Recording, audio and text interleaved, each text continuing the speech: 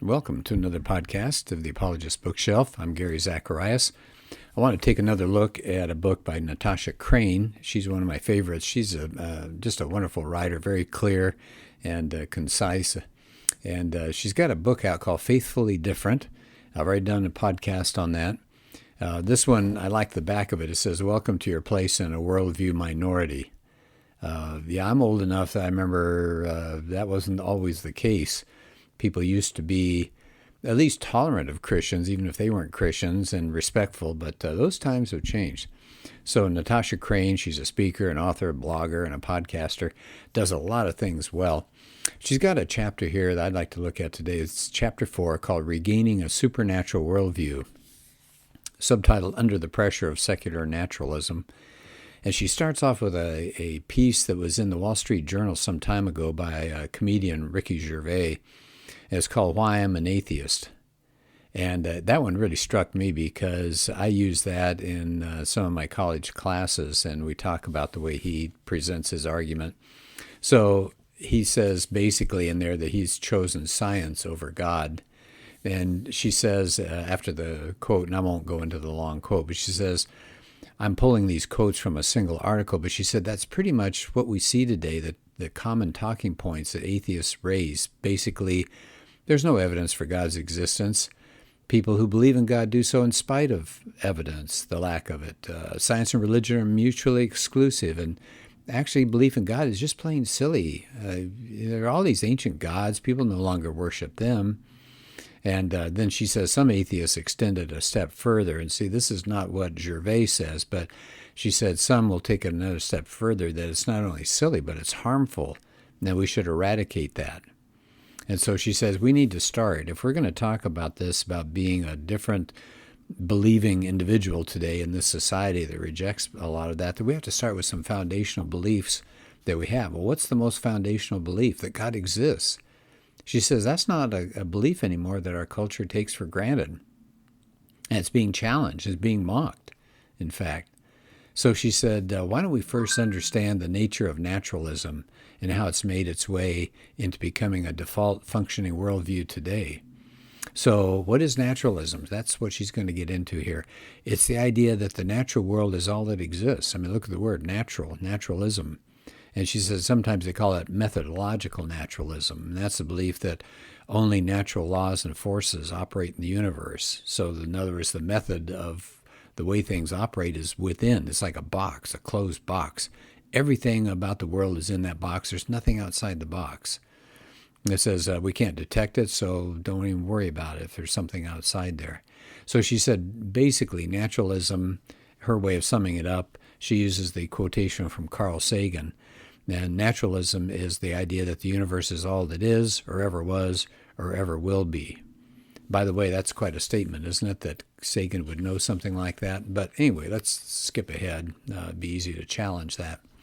She says from about 1500 AD until today, there's been a major shift that's going on in Western society, moving from kind of an outskirts of naturalism. Now it's becoming the default functioning worldview.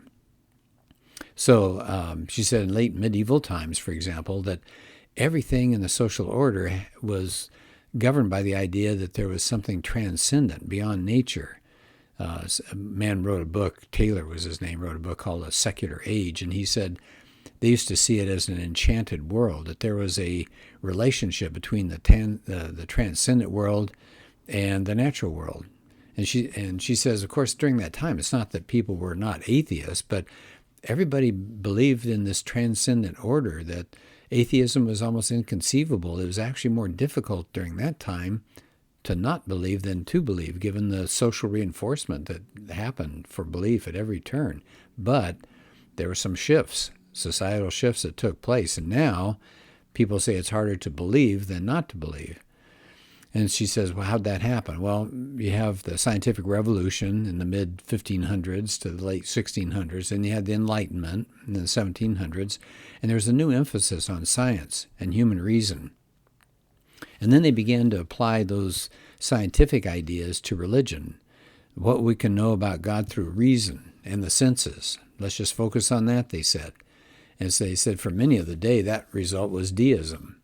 belief in a God who set the world in motion. So there probably was a God and whose existence could be inferred from nature, but he hasn't really revealed himself. Now, I think back to American history, you've got people like Jefferson and Franklin would consider themselves deists. They believed in some kind of benevolent God out there somewhere, but not any book like a Bible to reveal him. She said, though, for many others during that time, the result was atheism. But the main thing was during this time, so we're talking about scientific revolution, the Enlightenment and all, during this time, it was people that were seen as a self-sufficient island of reason. It was the individual who could discover the nature of the world and morality. They didn't need any external revelation. So religion was no longer viewed as really necessary for a moral social order. Well, then what do you get? You get countries that became politically secular. And that really changed things, didn't it? It says one's belief in God or the Christian God wouldn't be reinforced by the society that was built on those worldview assumptions. They're not going to get reinforcement, whether it's in school or popular media, entertainment, whatever it is. Christianity was just one worldview option among a lot. And now, atheism that used to feel inconceivable in medieval times is now quite an option. She said, let's get to today now.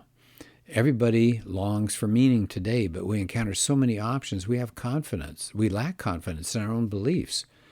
We're haunted, in a sense, she says, by the realization that any belief is contestable. What do you hang on to? Somebody else out there is going to reject what you believe, and it's a sense of unease in our society. And I say exactly right, because I teach in college, and these college students today are very uneasy. They're very tentative. They're unhappy. They're concerned. They question everything, and many of them are very depressed, a lot of anxiety. And she said that as more and more people abandon Christianity and theism in general, this naturalism is going to become, and is already becoming, the default worldview that we encounter.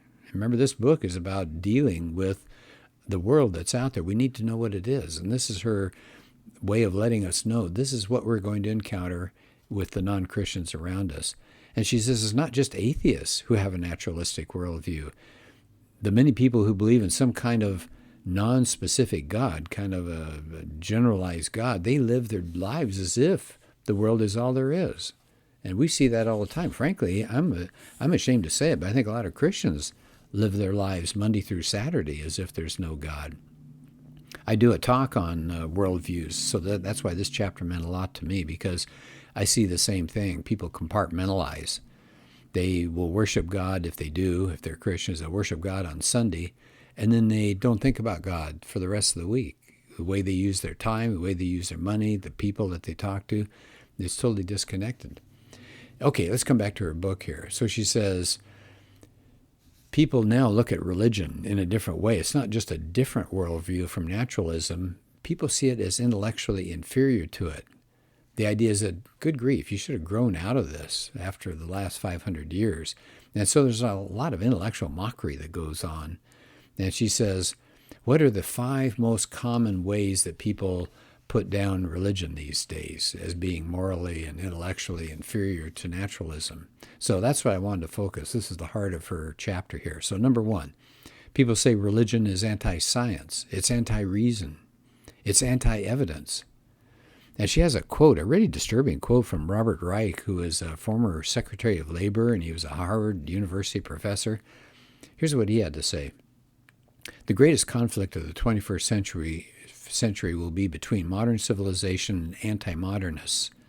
Who do you think those are?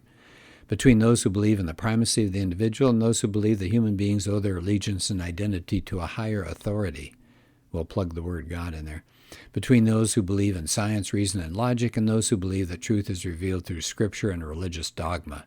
So he sees this great conflict between modern and anti-moderns. Well, we're the anti-moderns. That puts us in a pretty bad category. We're the knuckle draggers, right? The ones that haven't gotten with it yet.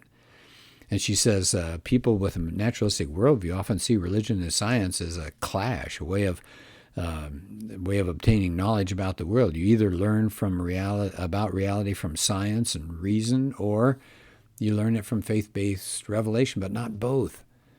And she says that's not accurate, by the way. And so she says, look at the three buzzwords that naturalism always goes with: reason, science, and evidence.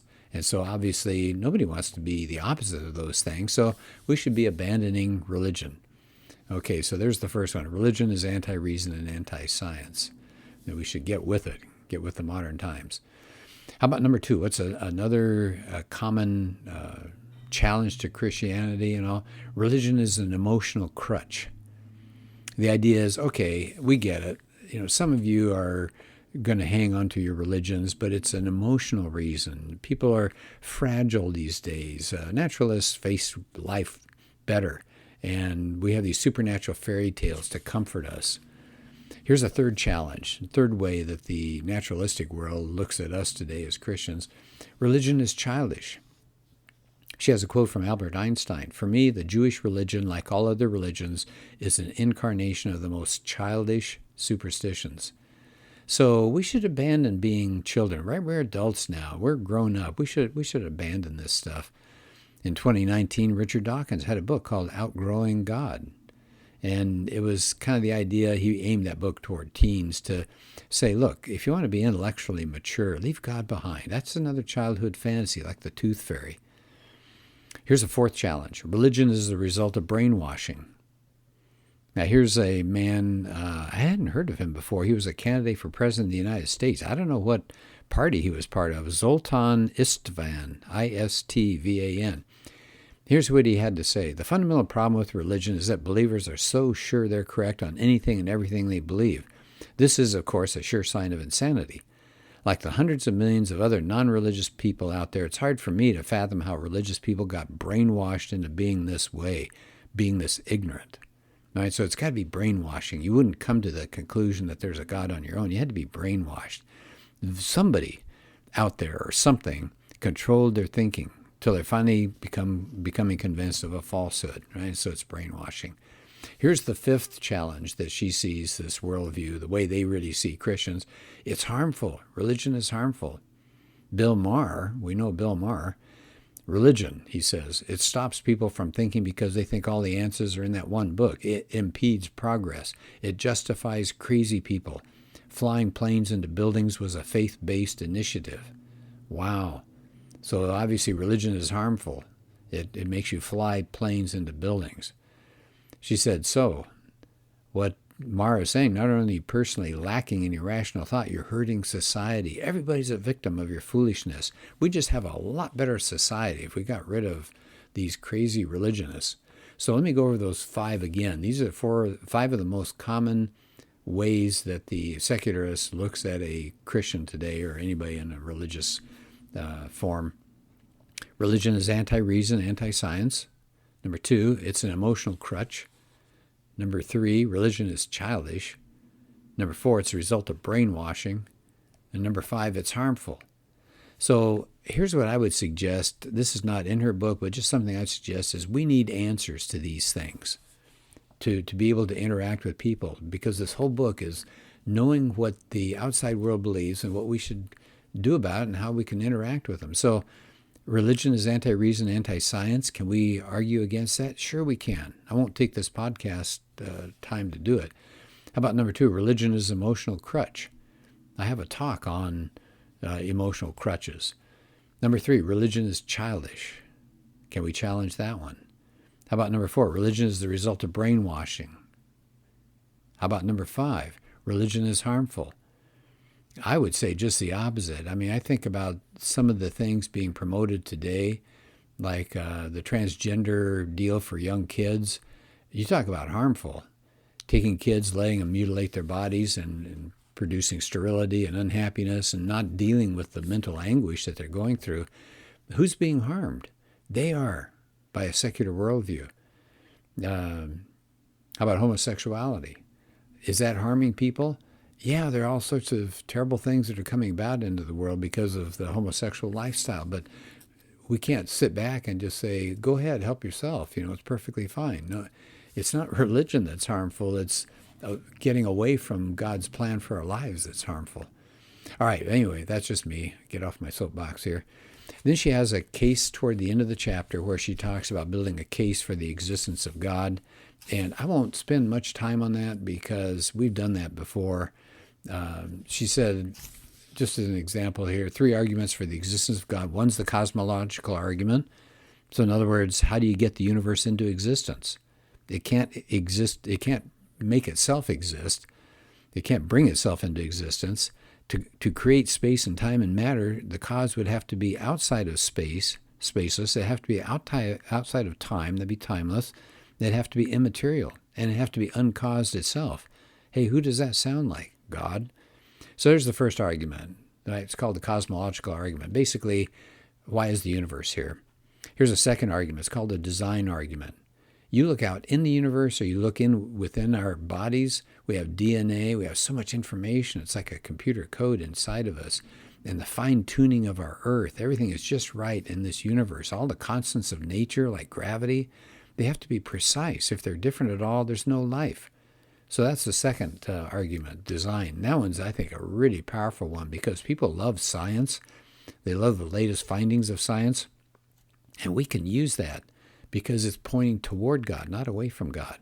So that's the second argument. Third one's called the moral argument. Where did objective moral standards come from? How did we get that?